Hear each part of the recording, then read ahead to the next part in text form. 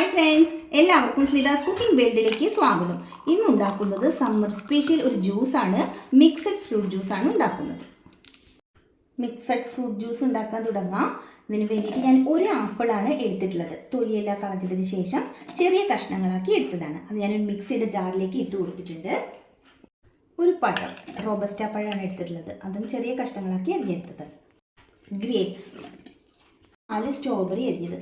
ഇത്രയും ഫ്രൂട്ട്സാണ് ഞാൻ എടുത്തിട്ടുള്ളത്. ഇപ്പോൾ വേറെ എന്ത് പഴങ്ങൾ വേണമെങ്കിലും നിങ്ങൾക്ക് ഇതിലേക്ക് ചേർക്കാം കേട്ടോ. പൈനാപ്പിളോ മാങ്കോ എന്ത് വേണമെങ്കിലും ചേർക്കാം.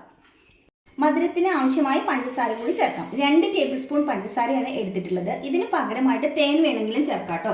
തേൻ ചേർക്കുന്നതാവും കൂടുതൽ ഹെൽത്തി ആയിട്ടുള്ളത്. 1 കപ്പ് പാല് അരച്ചെടുക്കാം. സെർവിങ് ഗ്ലാസ്സിലേക്ക് ഐസ് ക്യൂബ് ഇട്ട് കൊടുക്കാം. മുകളിലായിട്ട് ജ്യൂസ് ഒഴിച്ചു കൊടുക്കാം. അപ്പോൾ വളരെ സിമ്പിളായിട്ടുള്ള മിക്സഡ് ഫ്രൂട്ട് ജ്യൂസ് റെഡി. എന്തായാലും ട്രൈ ചെയ്ത് നോക്കൂ കേട്ടോ. ഈ സമ്മർ കാലത്തൊക്കെ വളരെ നല്ലതാണ്, വളരെ ഹെൽത്തി ആയിട്ടുള്ളതാണ്. വീഡിയോ ഇഷ്ടമായി ലൈക്ക് ചെയ്യാനും ഷെയർ ചെയ്യാനും കമൻറ്റ് ചെയ്യാനൊന്നും മറക്കരുത്. താങ്ക്